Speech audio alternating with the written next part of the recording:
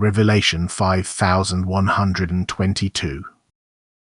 From the 2nd of May 1951. Spreading the gospel is a work of mercy. You have a large field of work if you want to be active for me, for you live in the midst of people who are partly completely turned away from me but partly so indifferent and weak in faith that it is necessary to send true representatives of my teaching amongst them whose words can have an influence where the will is still good.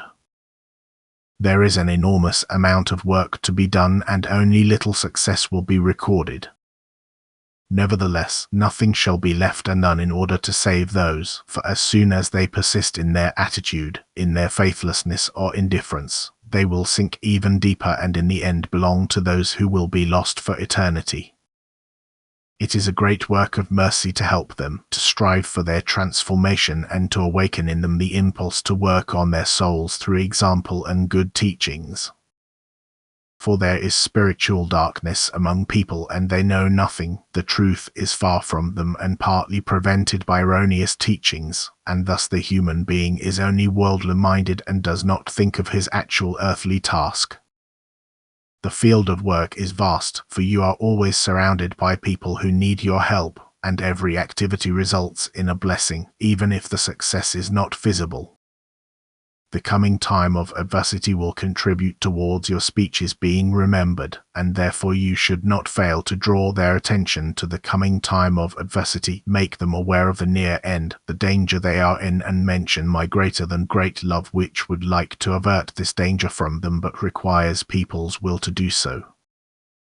You will certainly often experience resistance, yet this should not discourage you from repeatedly mentioning my teaching and emphasizing my working of the Spirit on you, so that they will become thoughtful and the seed you scatter will not fall on completely stony ground.